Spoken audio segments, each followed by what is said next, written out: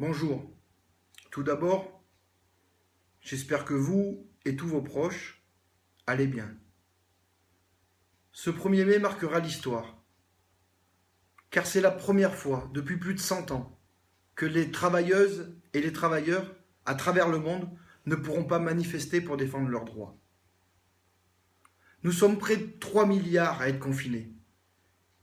Mais nous montrons, lors de cette journée internationale de lutte et de conquête, pour toutes et tous, que c'est un point d'appui pour construire la société de demain.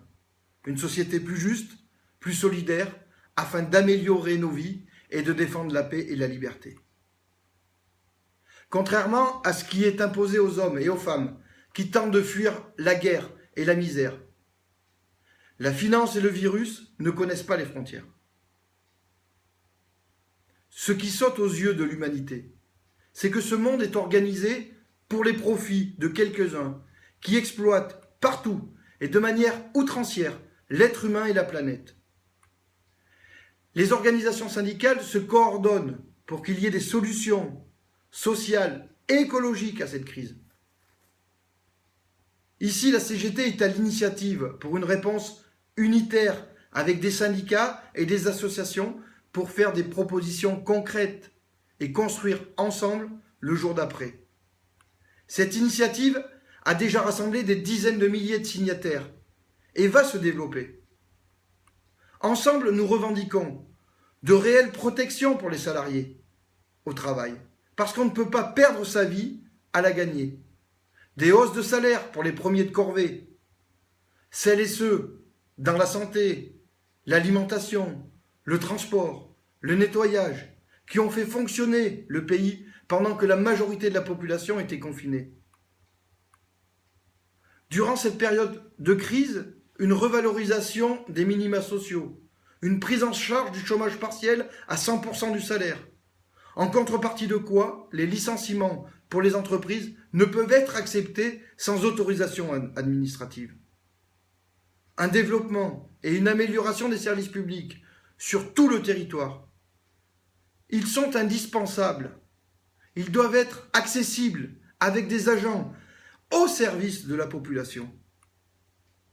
Une relocalisation des productions alimentaires et industrielles, essentielles pour la population, qui font le lien entre le social et l'environnemental.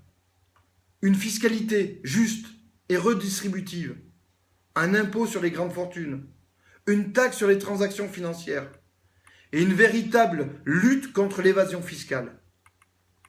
Ces dernières années, les attaques contre le Code du travail, le système de santé, l'assurance chômage, les retraites ont fragilisé la population. Aujourd'hui, la situation nous donne raison. La sécurité sociale et le service public sont les piliers qui nous permettent de vivre et que le pays reste debout. C'est ce salaire socialisé qui permet de financer la protection sociale. En cotisant selon ses moyens et en bénéficiant selon ses besoins. Cette crise sanitaire a accéléré la crise économique, ce qui nous oblige aussi à revendiquer l'abandon définitif de la contre-réforme de retraite par points. Imaginez si cette loi était appliquée aujourd'hui. Avec une récession de 10% du PIB, de combien auraient diminué les retraites de nos aînés ? Ce n'est pas la charité qui permettra de sortir de cette incroyable situation, mais l'unité et la solidarité. Solidarité internationale pour la paix entre les peuples et préserver la planète. Alors informez-vous, syndiquez-vous, construisons ensemble les jours qui viennent. Vive la lutte, vive l'unité des salariés, vive le 1er mai.